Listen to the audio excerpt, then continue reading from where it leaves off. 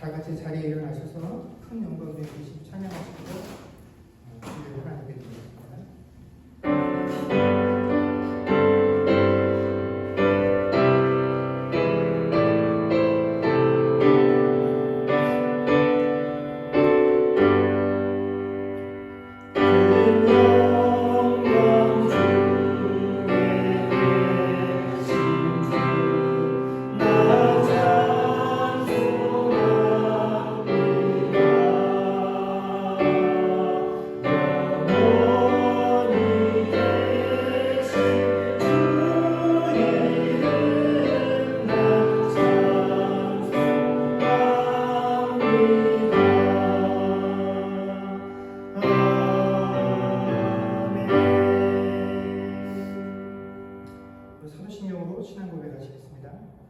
전능하사 천지를 만드신 하나님 아버지를 내가 믿사오며 그 외아들 위주 예수 그리스도를 믿사오니 이는 성령으로 잉태하사 동정녀 마리아에게 나시고 본디오 빌라도에게 고난을 받으사 십자가에 못 박혀 죽으시고 장사한 지 사흘 만에 죽은 자 가운데서 다시 살아나시며 하늘에 오르사 전능하신 하나님 우편에 앉아 계시다가 저희로서 산 자와 죽은 자를 심판하러 오시리라. 성령을 믿사오며 거룩한 공예와 성도가 서로 교통하는 것과 죄를 사하여 주시는 것과 몸이 다시 사는 것과 영원히 사는 것을 믿사옵나이다. 아멘. 다 같이 자리해 주시고 찬송가 446장 찬양하겠습니다.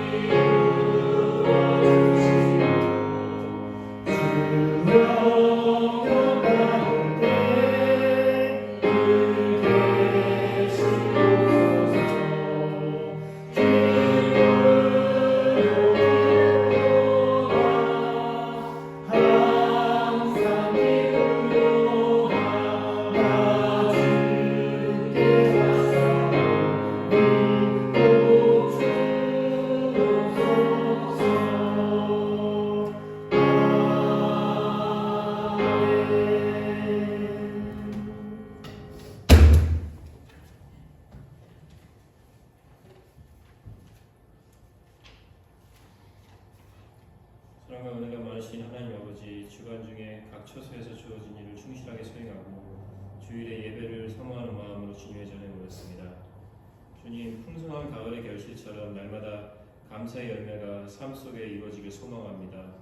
어느덧 짧은 가을을 뒤로하고 겨울을 재촉하는 비바람이 시작되었는데 저희들 가끔은 어려운 이웃의 아픔을 돌아보게 하시고 또한 저희의 부족함과 교만함으로 상처받고 믿음에서 뒤로 물러서는 자들이 없게 하옵소서.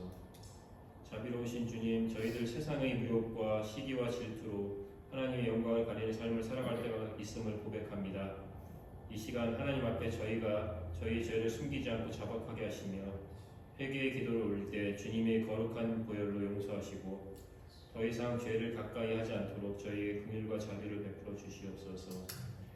주님, 지난 한 주 동안 많은 비가 내려서 밴쿠버 전역으로 발생된 물난리로 인해서 많은 이들이 불편함과 고통을 받고 또한 이례적으로 사상자가 발생하기도 하였습니다. 거대한 자연과 하나님의 섭리 앞에서 저희는 아주 미약한 존재임을 다시 한번 느끼는 계기가 되었습니다. 무너진 제방과 가정이 속히 복구되고 어려움을 겪는 우리 이웃들에게 위로와 평안을 허락하여 주시길 간절히 바라옵니다. 또한 특별히 간과 없기는 교회 안에 영육간 질병과 낙심으로 고통받는 성도들을 위해 기도합니다. 하나님께서 다 아시오니 하루속히 고통과 환난에서 치유받고 회복되는 역사가 있게 하옵시고 이들의 삶이 살아계신 하나님의 산 증인이 되게 하여 주시옵소서.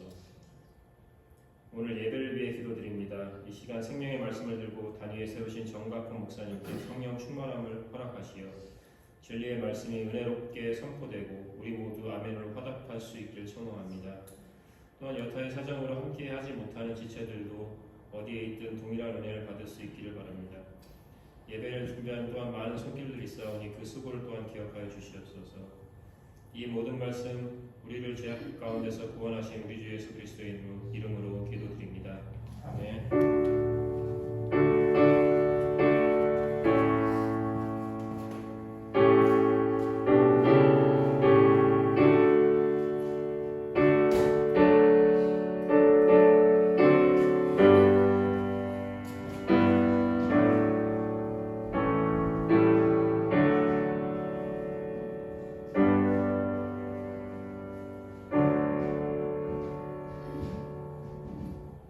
고원하겠습니다.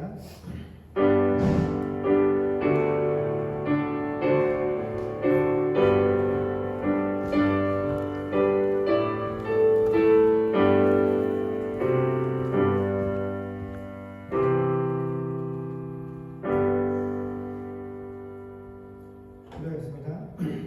조신 하나님 은혜를 감사합니다. 지난 한 주간 동안에도 하나님께서 각 가정 가운데 허락하신 귀한 일터와 사업장에서 일하게 하시고 내가 얻은 모든 것들이 하나님께서 허락하신 귀한 은혜인 것을 고백하며 예물드리게 하시니 감사합니다. 10의 1조로 또 각종 감사의 제목으로 주정원금으로 드려진 헌물 가운데 우리의 중심들이 온전히 드려지게 하여 주시옵소서. 하나님, 우리 각 개인의 삶과 각 가정의 삶을 들여다보게 되면 아버지 하나님, 이 물질들이 참으로 기묘하고 우리의 삶 가운데 거의 모든 미래의 목표와 계획들이 어떻게 하면 우리가 물질적으로 풍요롭고 돈 걱정하지 않고 살 수 있을까 하는 것들이 우리의 가장 큰 고민이고 계획인 것처럼 생각하기 쉽습니다. 어쩌면 세상이 우리로 하여금 이렇게 돈 버는 것들에 아버지 하나님 우리의 생각과 마음들이 다 빼앗겨져서 정말로 중요한 것들을 우리로 하여금 생각하지 못하고 잊고 지나가게 하는 것이 아마 이 시대에 우리가 받고 있는 가장 큰 시험이자 도전일 것입니다. 하나님, 우리가 살아가는 삶에 이 돈들이 기묘한 것은 분명한 사실이지만 결코 이것이 우리 삶의 주된 목적이 될 수 없음을 우리로 하여금 늘 깨닫게 하시고 우리의 눈과 우리의 마음들이 우리가 물질과 우리 삶의 풍요로움이 아닌 하나님께서 가리키는 곳을 함께 바라보고 주님께서 근심하는 것들로 인하여 함께 근심하며 주님께서 가기 원하는 그 방향으로 우리의 삶들이 나아갈 수 있는 아버지 그런 삶들이 되어질 수 있도록 주께서 은혜로 함께하여 주시옵소서. 그러기 위해서 너무 많은 것들을 지고 너무 많은 것들을 계획하고 너무 많은 것들을 우리의 머리에 우리의 삶에 얹고 살면 우리가 포기하지 못하면 주님 가라 하신 곳으로 가기 힘들고 든 것이 너무 많으면 우리의 마음이 우리의 발걸음이 그곳으로 향하기 어려울 수 있습니다. 하나님, 우리의 삶이 늘 하나님께서 말씀하시는 곳으로 쉬이 떠나갈 수 있도록 너무 많은 욕심들과 너무 많은 계획들과 너무 많은 준비들로 인하여 아버지 하나님 곤고하지 아니하고 늘 하나님의 말씀과 하나님께서 주신 약속으로 인하여 새 힘을 얻을 수 있는 그런 삶들이 되어지게 하여 주시옵소서. 우리에게 허락하신 그 일들을 감당할 수 있도록 늘 육신의 강건함들을 허락하여 주옵시고 어떤 상황과 아버지 어떤 처지 가운데서도 우리에게 주어진 본분이 무엇인지를 늘 잃지 아니하는 지혜를 허락하여 주시며 또 그 주어진 지혜를 따라 살아가는 믿음들을 허락하여 주셔서 아버지 하나님 우리가 간 그 발걸음 뒤에는 항상 그리스도의 향기만이 드러날 수 있는 그런 삶이 되게 하여 주시옵소서. 아버지 하나님 새로운 사업들과 또 이곳에 정착하는 모든 문제들로 인하여 고민하고 준비하는 가정들 주께서 은혜로 함께하여 주시고 또 아버지 하나님 오늘도 질병으로 문제로 또 여러 가지 사정들로 인하여 함께하지 못하는 가정들과 지체들을 주께서 기억하사 어디에 있든지 동일한 은혜로 함께하여 주시기를 소망하며 우리 주 예수님의 이름으로 기도드립니다. 아멘.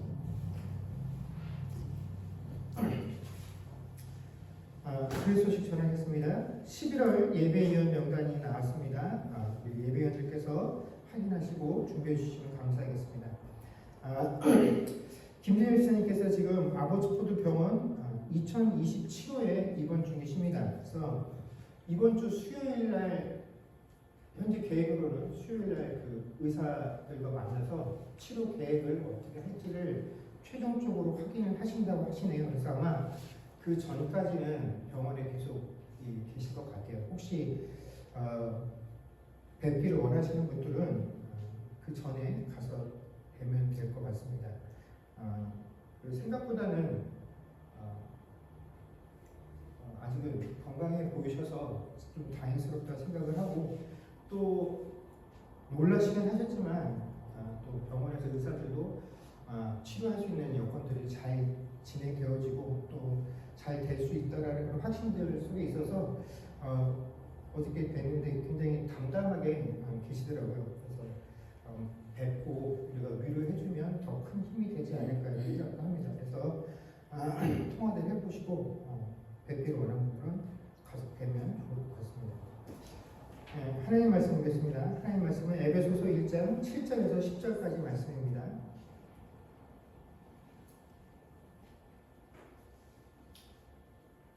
에베소서 1장 7절에서 10절까지 말씀을 저와 여러분이 한 절씩 교독하겠습니다.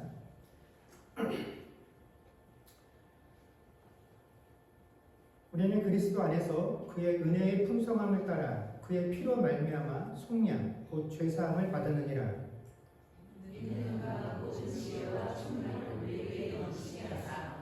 그 뜻의 비밀을 우리에게 알리신 것이요 그의 기뻐하심을 따라 그리스도 안에서 때가 찬 경륜을 위하여 예정하신 것이니 하늘에 있는 것이나 땅에 있는 것이 다 그리스도 안에서 통일되게 하여 주십니다. 아멘.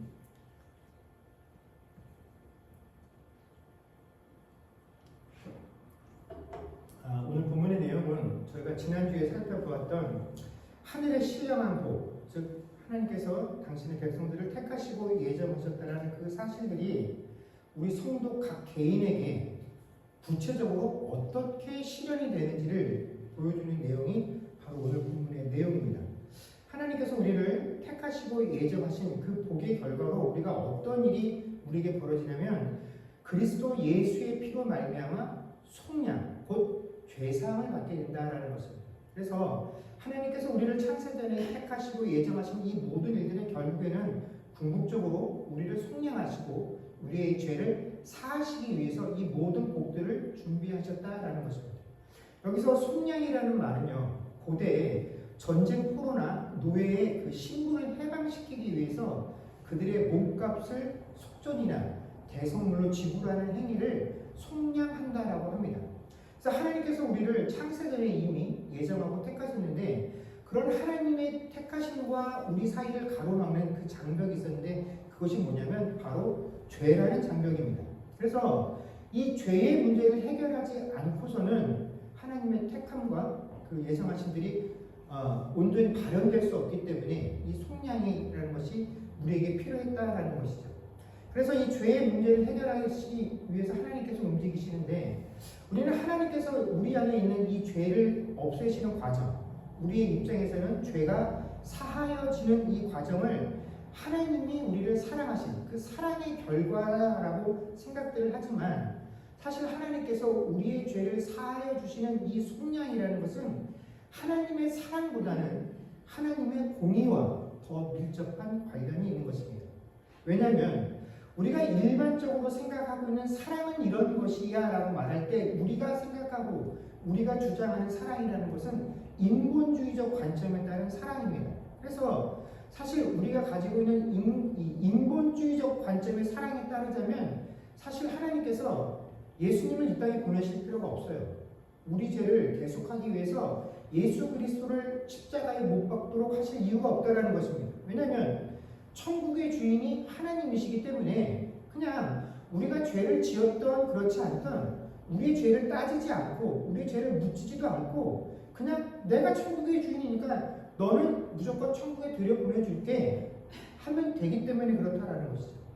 100% 내가 잘못한 것이지만 내가 죄를 지은 것이 맞지만 내가 죄를 지었느냐 그렇지 않느냐 하는 그 죄의 유무와 상관없이 하나님께서 무조건 내 편을 들어주시는 것이야말로 하나님이 조건 없이 나를 사랑하는 거야 라는 것이 우리가 가지고 있는 인본주의적 사랑의 정의다라는 것입니다. 그런데 하나님의 사랑은 결국 그렇지 않다라는 것입니다. 하나님은 내가 택하고 예정한 자이기 때문에 네가 아무리 많은 죄를 지어도 너는 내 나라에 들어올 수 있어 라고 하지 않으신다라는 것입니다. 아니 그렇게 하실 수 없다라는 것입니다. 왜냐하면 하나님은 의로운 분이시기 때문에 그렇다라는 것입니다. 하나님이 우리를 사랑하시지만 하나님의 공의가 우리의 죄의 문제를 해결하지 않고서는 절대로 죄 있는 우리를 하나님 나라로 들어오게 용납하지 않으신다라는 것이죠. 그래서 하나님께서는 어떻게 하든지 우리의 이 죄의 문제를 해결하셔야만 했는데 타락한 우리 인간은 이 하나님의 의의 문제를 해결할 수 없다라는 것이죠. 우리가 어떤 식으로 해서라도 하나님께서 요구하시는 그 의의 수준을 통과할 수 없기 때문에 하나님께서 우리에게 네가 내 나라에 들어오기 위해서는 의로워야 돼. 그러니까 의롭게 되기 위해서 너는 이렇게 해라 라고 우리에게 요구하신 것이 아니라 너는 절대로 못해. 그러니 가만히 있어라. 내가 너의 죄의 문제를 해결해 줄게. 너를 의로운 존재로 칭하도록 내가 만들어 줄게 하고 하나님께서 우리에게 책임을 묻지 않으시고 우리에게 공을 돌리지 아니하시고 하나님이 이 모든 것을 전적으로 책임지고 해결하신 이것이 하나님의 사랑이라는 것이었기 때문에 우리가 하나님의 사랑을 얘기하시는 것이지 우리는 이 하나님의 사랑이라는 것은 이 하나님의 공의를 충족하기 위한 방법이 하나님의 사랑인 것이지 우리가 생각하는 그런 류의 사랑이 아니다라는 것입니다. 즉 우리는 아무것도 할 수 없기 때문에 하나님께서 전적으로 우리 죄의 문제를 해결해 주신 것 이것이 하나님의 사랑으로 이루어진 것이기 때문에 우리가 하나님의 사랑을 이야기하는 것이지 사실 이 속량은 하나님의 의를 충족하기 위한 하나님의 방법이다라는 것 이것을 우리가 명심해야 합니다. 이 사실을 아는 것이 왜 중요하냐면요. 여러분 모든 종교에는 각 종교마다 추구하고 있는 최고의 가치라는 것이 존재합니다. 그래서 여기에 도달하기 위해서 각 종교들은 어떻게 합니까? 우리가 추구하고 있는 그 최고의 가치에 도달할 수 있는 방법들을 제시하는데 기독교를 제외한 모든 종교는 이 자기의 죄의 문제를 해결하고 최고의 가치에 도달할 수 있는 이 책임을 누구에게 묻냐면 사람들에게 묻는다라는 것입니다. 거기에 도달하느냐 못하느냐 너희가 거기 통과하느냐 못하느냐는 전적으로 너희들에게 달렸다라는 것입니다. 그래서 각 종교마다 약간의 차이가 있기는 하지만 그 종교에는 교리라는 것들이 존재하고요. 그 교리를 지킴을 통해서 각 종교가 추구하는 최고의 가치에 도달할 수 있다라고 가르치는데 어떻게 하면 그 최고의 가치에 도달할 수 있느냐 하는 그 질문들을 살펴보게 되면 결국은 뭐냐면 남다른 고행, 다른 사람들보다 더 금욕적이고 도덕적인 삶을 살도록 하는 것들이 필수적으로 요구가 되어진다라는 것입니다. 이처럼 그 종교를 믿고 있지만 그 최고의 가치에 도달하기 위해서는 그 종교가 요구하는 수행, 금욕적인 그리고 교리적인 삶 결국 이것들을 얼마나 그 사람이 수행했느냐 하는 그 사람의 노력과 수행이 그 사람의 구원을 결정하게 된다라는 것입니다. 그러나 여러분 기독교는 그렇지 않습니다. 여러분 예수님께서 이 땅에 오신 목적이 뭡니까? 예수님께서 이 땅에 오신 목적은 처음부터 우리의 죄를 담당하기 위해서 십자가에 죽기 위해서 이 땅에 오신 것입니다. 예수님께서 이 땅에 오셔서 많은 가르치시고 많은 설교들을 행하셨지만 그 예수님이 행하신 그 말씀을 듣고 밀어서 우리가 구원을 받는 것은 아닙니다. 우리는 예수님께서 십자가에서 죽으신 그 그리스도의 피, 그것이 우리의 죄를 사한다는 그 사실을 믿는 것이지, 예수님께서 가르쳐 주신 성경에 기록되어져 있는 그 내용들을 믿고 그 내용대로 살았기 때문에 우리가 구원받는 것 아니다라는 것입니다. 그것으로는 천국에 갈 수 없습니다. 그 대표적인 예가 유대인들이죠. 유대인들은 하나님께서 자신들에게 율법을 주셨기 때문에 그 율법을 받은 자기들이 율법대로만 살게 되면 하나님 나라에 갈 수 있다라고 믿었습니다. 그래서 그 율법이 하나님 나라에 갈 수 있는 유일한 방편이기 때문에 그것을 우리에게 주셨기 때문에 우리만 하나님 나라에 갈 수 있다. 하나님이 우리만 구원받을 수 있도록 허락해 주셨다. 이 율법이 우리의 구원을 지켜준다라고 믿었지만 예수님께서 뭐라고 말씀하셨습니까? 율법에는 그런 기능이 없다라고 말씀하십니다. 율법은 우리를 구원할 수 없어요. 율법을 아무리 열심히 지켜도 그 지킴으로 구원받을 수 없다라는 것입니다. 그 율법은 오히려 우리가 얼마나 폐역하고 하나님 뜻에서 벗어난 대로 살아가고 있는 그런 죄의 본성에 지배받고 있는지를 드러내는 수단이 율법이지 우리를 구원시킬 수 없다라고 성경은 이야기합니다. 여러분, 신자도 마찬가지입니다. 우리가 성경의 내용을 알고 그 내용을 지키고 교리를 지켜서 신자가 되고 구원을 받게 되는 것 아닙니다. 여러분, 성경에 등장하는 모든 내용들과 모든 가르침들은요, 우리가 구원을 받아서 예수 그리스도를 내 구주로 고백하고 난 이후에 하나님의 백성이 된 자들은 이렇게 살아야 한다라는 구원받은 자들이 살아야 할 법칙인 것이지, 이것대로 살면 구원받을 수 있다는 것이 아니다라는 것입니다. 내 죄를 위하여 대신 죽으신 그 예수 그리스도를 나의 구주로 믿는 것 외에는 우리가 어떤 식으로도 우리의 죄의 문제를 해결할 수 없고 우리는 구원받을 수 없다라는 것, 이것이 성경의 선언이다라는 것입니다. 근데 우리가 이 성령의 문제들을 혼동해서는 안 된다라는 것입니다. 성경이 하나님의 말씀이지만 이것들을 지켰다라고 되는 것이 아니라 우리가 구원받는 하나님의 자녀가 되는 조건은 딱 유일하게 한 가지밖에 없어요. 예수 그리스도뿐이다라는 것입니다. 그 이후에 성경의 내용은 그렇게 된 우리가 어떻게 살아야 되느냐 하는 것을 다루고 있는 것이죠. 근데 이것과 더불어서 우리가 속량, 죄사함을 이야기할 때 오해해서는 안 되는 것이 한 가지 더 있습니다. 이게 뭐냐면 하나님께서 속량을 통하여 우리의 죄를 사하셨다라는 것. 그래서 이제 우리의 죄의 문제가 해결되었으니 이제 우리가 앞으로는 이 죄, 과거의 내 이 암담하고 부끄러운 모습들, 이 문제는 더 이상 언급하지 말고 이제는 죄 문제가 해결됐으니까 앞으로 좋은 이야기만 하면서 우리가 긍정적인 사고를 가지고 살면 되지 않겠느냐 하는 것도 성경이 원하는 것이 아니다라는 것입니다. 우리가 지난주에 말씀 들은 것처럼 하나님께서 우리를 속량하신 그 복을 허락하신 택하심의 목적이 뭡니까? 우리를 이 땅에 사는 동안 거룩하고 흠이 없는 존재로 만들어 가시기 위한 것이 우리를 택하신 이유다라는 것입니다. 여러분, 그러기 위해서는 어떻게 됩니까? 우리가 하나님 앞에서 거룩하고 흠이 없는 존재가 되기 위해서는 우리가 얼마나 폐역하고 죄의 지배에 있었던 존재인지를 우리가 스스로 깨달아서 우리의 입술로 내가 죄인이라는 것, 내가 이런 것이 죄인 줄 모르고 하나님 앞에서 교만하게 살았습니다, 하나님 없이도 살 수 있는 자처럼 행해왔습니다라는 사실들을 내 입술로 고백하는 과정들이 필요하다라는 것입니다. 이걸 우리가 회개라고 하죠. 근데 이 회개가 있고 난 이후에 비로소 하나님께서 우리의 죄를 용서해 주신다라는 것입니다. 하나님이 우리의 죄를 용서해 주신다는 것이 그냥 나는 가만히 있는데 내가 이제 하나님 믿기로 했으니까 내 죄는 다 사해진 줄로 내가 알아. 근데 그렇게 끝나는 것이 아니라 하나님은 우리의 입술로 내 죄가 얼마나 큰 것인지, 내가 죄인인지 고백하게 하신다라는 것입니다. 인정하게 하신다라는 것입니다.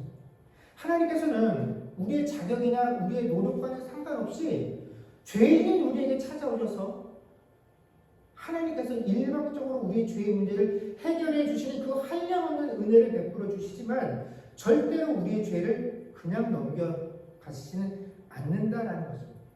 분명하게 우리의 죄를 깨닫게 하시고 그 죄를 인정하게 하시고 고백하게 하신 후에야 비로소 우리에게 용서를 이야기하신다라는 것입니다.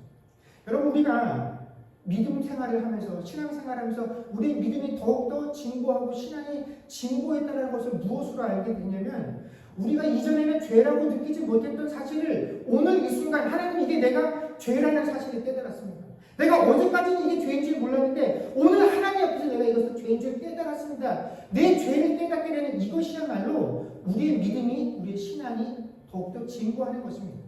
이렇게 해서 하나님께서 우리를 당신 앞에서 더욱더 거룩하고 흠없는 자로 만들어 가시는 이 과정들이 날마다 새롭게 이루어지는 것, 이 죄를 깨닫게 되어지는 이 과정이 우리가 그리스도의 장성한 분량에 이르는 그 과정들이다라는 것입니다. 그렇기 때문에 여러분, 회개라는 것은요, 일회성으로 끝나는 것이 아닙니다. 우리가 살면서 끊임없이 하나님, 내가 오늘 기도를 빼먹었어요. 성경책을 안 읽었어요. 마음속으로 누구를 미워했어요. 다퉜어요.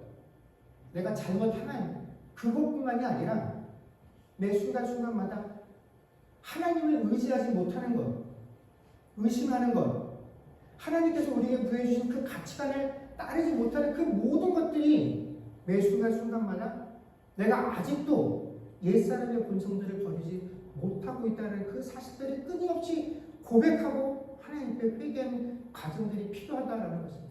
그것이 있고 나서야 하나님께서 우리의 죄를 용서해 주시는 것이지, 그냥 입 싹 닫고 내가 마음속으로 난 그렇게 했어, 난 용서받은 줄로 알아, 용서 없다라는 것입니다. 그 용서가 있는 것이 바로 죄 사함이기 때문에 여러분, 하나님의 속량이라는 것이, 그래 이제부터 지금까지 진죄 내가 다 없던 걸 해줄게, 그 죄에 대한 죄의식 없이 살아, 죄에 대한 책임감 없이 이제 살아도 돼, 그 면죄부를 주는 것이 하나님의 죄사함이 아니다라는 것을 우리가 알아야 한다는 것입니다. 그리고 이 속량이라는 것은요, 우리가 성도 개개인의 입장에서 보면 하나님께서 죄값을 대신 지불하시고 우리를 죄로부터 구원하신 사건이지만, 한편으로는 또 어떤 의미가 있냐면 하나님의 그 뜻의 비밀을 우리에게 알리신 그런 사건이 바로 속량이다라는 것입니다. 그렇다면 하나님께서 우리에게 알려주신 그 비밀의 내용이 뭐냐? 10절에 보면 하늘에 있는 것이나 땅에 있는 것이 다 그리스도 안에서 통일되게 하려 하신다라는 그 하나님의 비밀을 우리에게 알려주신 사건이 이 속량의 또 다른 의미다라는 것입니다. 그래서 우리가 이 구조를 이해하려면 비밀이라는 이 단어의 쓰임새를 좀 잘 이해해야 할 것 같습니다. 여러분, 사전에 이 비밀이라는 단어의 뜻을 찾아보면 이렇게 되어 있습니다. 정보를 일정한 그룹의 사람들 사이에 공유하는 것을 말한다. 되도록 적은 수의 사람들만이 알며 다른 사람들에게는 숨기어 공개되지 않는 것, 이것을 비밀이다라고 정의하고 있습니다. 그러니까 비밀의 특징을 우리가 두 가지로 요약할 수 있습니다. 첫 번째는 소수의 사람들만 알 수 있어야 한다는 것이고, 두 번째는 어떻게 해요? 숨기는 것이어야 됩니다. 드러내는 것이 아니라 숨기는 것이 비밀의 특징이죠. 그래서 우리가 이 비밀이라는 것과 관련돼서 흥미로운 사실이 뭐냐면, 사람들끼리 이야기할 때 야, 이건 비밀이야 라고 언급하는 순간 그건 비밀일서의 가치를 잃어버리게 된다는 것입니다. 이거 비밀인데 너만 알고 있어 라고 말을 하는 건 정말로 너하고 나만 알자는 의미겠습니까? 아니죠. 너를 통해서 많은 사람들에게 알려지길 원한다, 드러나길 원한다 라고 하는 것이 비밀이야, 너만 알아라는 말에 진짜 의미다라는 것입니다. 꼭 알리고 싶다라는 것입니다. 이게 다 드러나서 모든 사람에게 알려졌으면 좋겠다라는 것이 비밀이야 라고 하는 말의 특징이다라는 것이죠. 비밀은 말을 아예 하지 않아야 됩니다. 언급하지 않아야 됩니다. 나만 알고 다른 사람에게 드러내지 않아야 비밀인 것이지, 야 이거 비밀이야? 라고 말하는 순간 더 이상 비밀이 아닌 것이다 라는 것입니다. 그래서 오늘 본문에 그리스도께서 우리에게 그 뜻의 비밀을 우리에게 알리셨다라는 의미가 바로 이런 의미인 것입니다. 성경에서 이런 표현들이 자주 등장을 하게 되죠. 그 중에 하나가 요한계시록입니다. 계시록 1장 1절 말씀을 우리가 한번 다 같이 읽도록 하겠습니다. 읽겠습니다. 시작. 예수 그리스도의 계시라. 이는 하나님이 그에게 주사 반드시 속히 일어날 일들을 그 종들에게 보이시려고 그의 천사를 그 종 요한에게 보내어 알게 하시는 것이라. 아멘. 그럼 우리가 이 계시라는 것을 어떤 식으로 이해를 하냐면 미래에 일어날 일을 기록한 것으로 그 내용이 모호하고 명확하지 않은 것이다 라고 이해를 합니다. 그렇게 생각하는 이유가 계시라는 것이 소수의 사람들에게만 알려진 감추어진 이야기다라고 여기기 때문에 우리가 계시록을 그런 식으로 이해를 하지만 그렇지 않습니다. 오늘 저희가 읽었던 것처럼 계시록이라는 책, 하나님께서 우리에게 주신 목적이 뭡니까? 반드시 일어날 일, 속히 일어날 그 일들을 누구에게 보이시려고요? 그 종들에게 보이시려고, 우리들에게 알게 하시려고 요한에게 보내어 알게 하신 것입니다. 그러니까 그 안에 우리가 언뜻 봐서 직관적으로 이해가 되지 않는 것들이 있을지언정 그 내용에 우리가 고개를 갸우뚱거리면서 미래에 일어날 일, 그래서 이것들을 가지고 다툼을 할 만한 그런 내용들이 없다라는 것입니다. 여러분, 이 요한계시록에 기록된 것이 2000년 전인데 2000년 전에 기록할 때도 이게 미래에 일어날 일이다라고 사람들이 인식했다라는 것이죠. 그건 맞습니다. 그때는 아직 일어나지 않은 일이니까요. 그런데 그 요한계시록에 기록되고 1000년이라는 시간이 흐르고 지금부터 1000년 전에도 사람들은 그 요한계시록을 미래에 일어날 일이다라고 생각했다라는 것입니다. 계시록이 기록되고 1500년의 시간이 흘러서 지금부터 500년 전인데도 사람들은 그 계시록을 뭐라고 했냐면 미래에 일어날 일이다라고 판단했다라는 것입니다. 그리고 그 계시록이 기록되어진 지 2000년이 지난 오늘 이 시점에도 우리는 계시록을 뭐라고 얘기합니까? 미래에 벌어질 일, 알 수 없는 내용이다라고 말하는데 아니라는 것입니다. 하나님께서 이것을 기록하게 하신 일은 반드시 속히 일어날 일들. 그래서 우리가 헷갈리거나 감춰진 것이 아니라 모든 종들에게 보이시려고 알게 하신 목적으로 요한에게 기록하게 하셨다는 것입니다. 후대에 많은 사람들이 보편적으로 꼭 알아야 할 일들을 기록하게 하신 것이 요한계시록이다라는 것입니다. 이미 그 2000년의 시간들을 통해서 요한계시록의 모든 것들이 다 어떻게 해요? 우리에게 실현이 됐다라는 것입니다. 그런데도 지금도 우리는 조금만 어렵고 당황스러운 상황들이 생기게 되면 요한계시록을 거기다 들이댑니다. 근데 여러분, 우리가 살면서 참으로 참담하고 황당하고 어려운 일들이 한두 번이었겠습니까? 인류의 긴 역사 속에서 그렇지 않다라는 것이죠. 이처럼 우리에게 비밀을 알려주셨다라는 것은 이것이 더 이상 감추어야 할 것이 아니라 오히려 중요하니까 잊지 말고 계속 상기하라는 것입니다. 우리의 심령 가운데 꼭 간직하고 있으라는 그 강조가 우리에게 비밀을 드러내셨다라는 그 의미입니다. 여러분, 성경은 이제 모든 세상에 공개되어져 있는 내용입니다. 비밀이 아니에요. 신자인 우리에게는 더더욱 그렇다라는 것입니다. 하나님은 우리에게 감추신 것이 없어요. 다 드러내게 하셨어요. 우리가 알아야 할 것들을 모두 다 알게 하셨습니다. 우리에게 말씀해 주지 아니하신 것은 너희가 몰라도 되기 때문이고 몰라도 되는 것을 알려고 하지 말라라고 우리에게 말씀하셨죠. 문제는 하나님은 우리에게 감추지 않으시고 다 드러나게 해주셨는데 우리가 그 드러내 주신 그 내용에 관심이 없는 것, 이것이 우리의 문제다라는 거죠. 하나님이 말씀하신 그 비밀, 다 드러내신 그 중요한 비밀에 우리가 관심이 없어요. 그냥 우리는 우리 먹고 사는 문제에만 관심이 있어요. 내가 어떻게 평탄하게 잘 살 것인가? 어떻게 내 미래를 예비할 것인가? 내가 어떻게 자녀들을 더 좋게 키울 수 있을 것인가? 그래서 내 관심은 세상에서 성공하고 출세하고 어떻게 하면 돈 잘 벌 수 있을까? 남들은 모르고 나만 알 수 있는 그런 세속적인 비밀에 더 큰 관심이 있다는 것입니다. 이것이 우리의 문제인 것이에요. 여러분, 마태복음 13장에 보면 우리에게 잘 알려진 땅에 떨어진 씨라는 비유가 있습니다. 여러분, 예수님 옆에 나온 많은 무리들에게 비유로 설명을 하셨습니다. 그래서 그 비유를 끝내신 이후에 귀에 있는 자는 들으라라고 선언을 하시죠.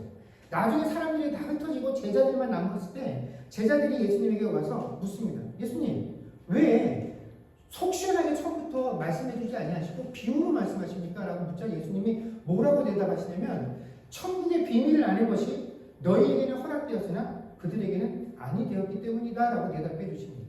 여기서 천국의 비밀을 아는 것이죠. 여러분 신자와 불신자, 신자와 믿지 않는 자들의 차이는요, 비밀의 내용을 들었느냐 그렇지 않느냐의 차이가 아니다라는 것입니다. 거기 온 모든 사람들이 다 예수님 말씀을 들었습니다. 예수님께서도 말씀하시죠. 천국의 비밀을 듣는 것이 너희에게 허락된 것이 아니라 비밀을 아는 것이 너희에게 허락되었다라는 것입니다. 듣는 것은 누구나 할 수 있어요. 읽는 것도 누구나 할 수 있어요. 그러나 그 안에 있는 참뜻을 아는 것은 모든 사람에게 허락되어진 것이 아닙니다.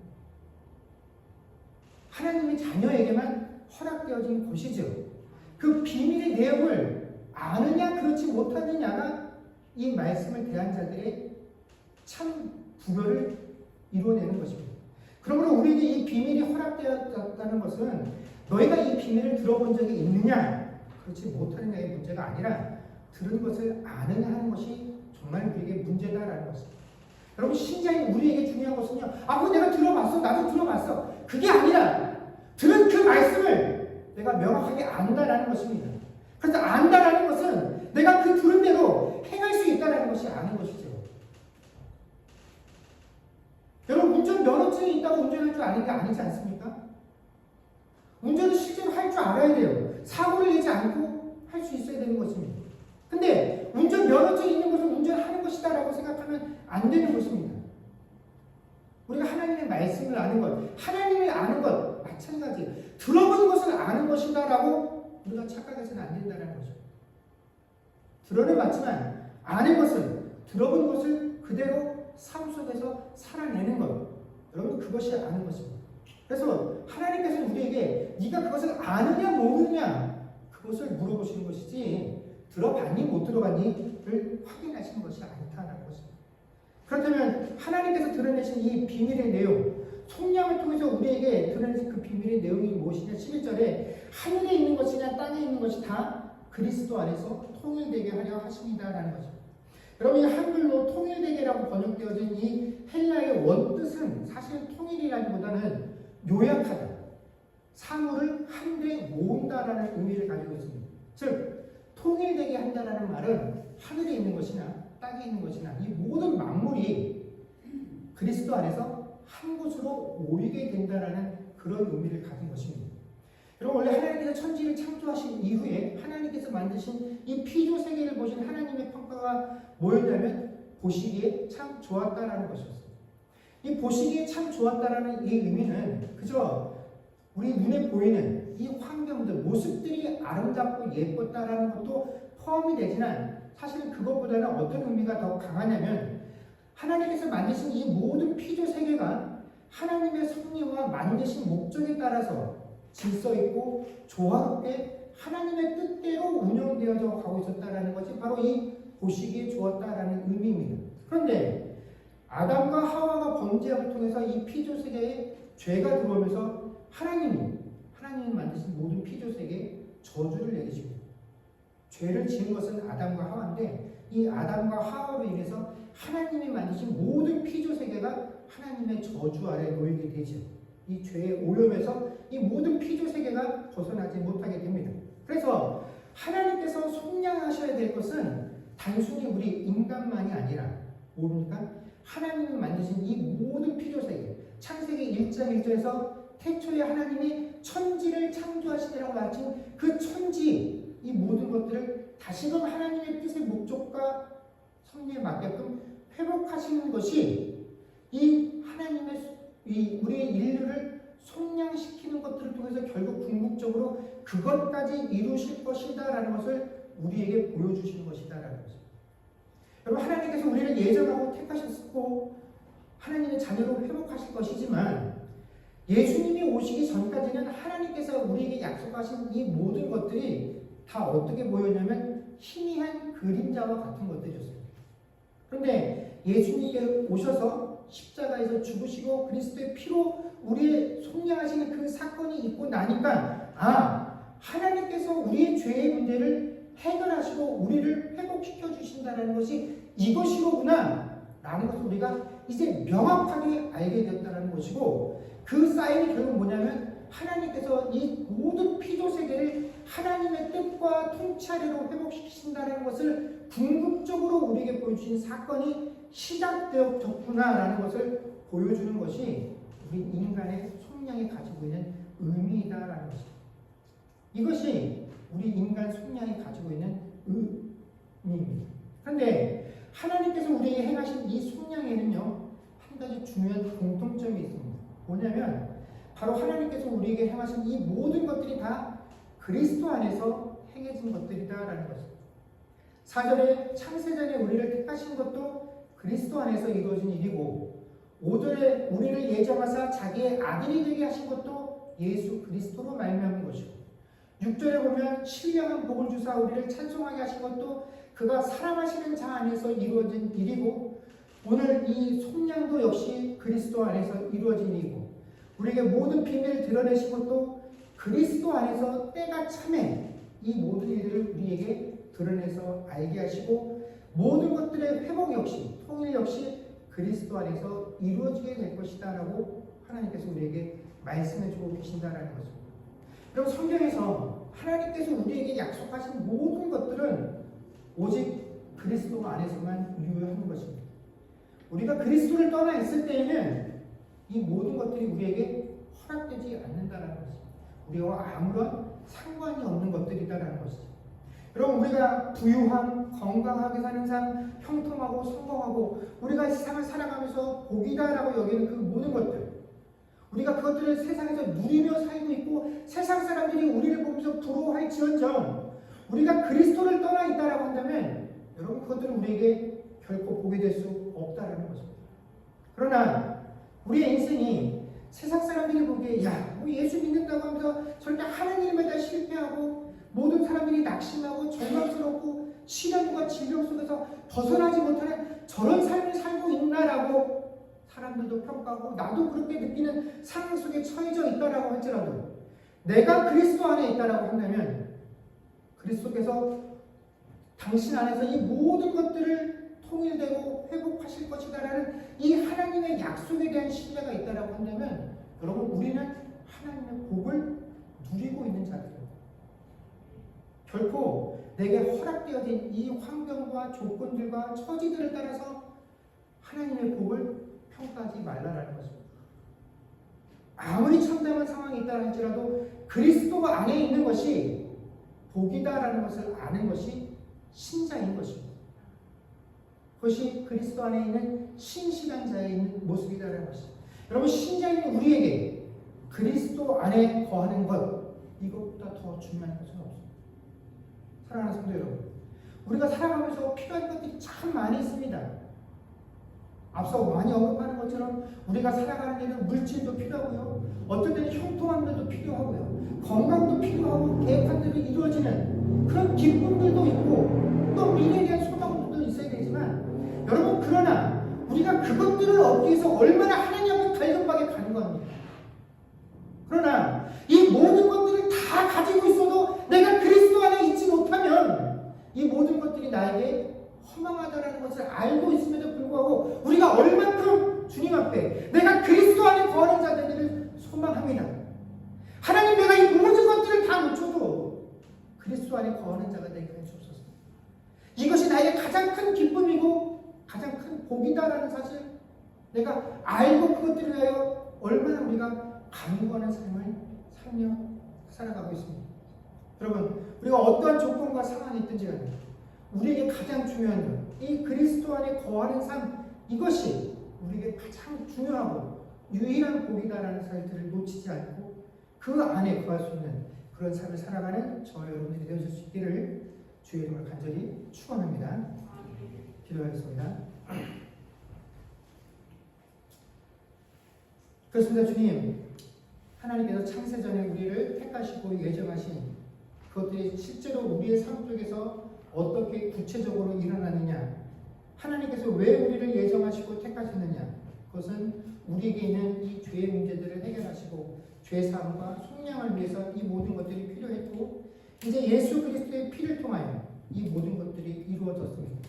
근데 하나님께서 궁극적으로 원하시는 것은 내 죄의 문제를 단순하게 해결하시고 끝나는 것이 아니라 이 속량이 이 땅 가운데 선포되어지고 보여지는 이 사건들이 궁극적으로 하나님께서 죄에 물든 하나님의 모든 피조 세계를 회복하시고 하나님께서 이 모든 것의 왕으로 다시금 오실 것이다라는 것을 우리에게 보여주시는 그 약속의 시발점인 것이 바로 속량이 가지고 있는 의미입니다.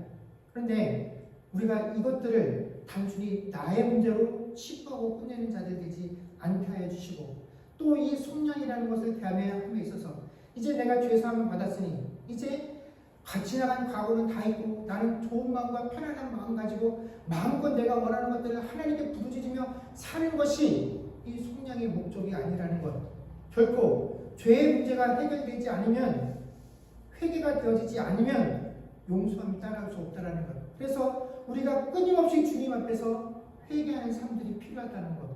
그것들을 우리로 하여금 늘 기억하게 하시고 하나님께서 약속하신 이 모든 것들이 우리가 그리스도 안에 거할 때 비로소 유효하다는 이 사실들을 깨닫게 하여 주셔서 하나님 우리에게 무엇보다도 중요한 것, 가장 먼저 필요하고 절실한 것이 우리가 그리스도 안에 거하는 삶을 살아야 한다는 것.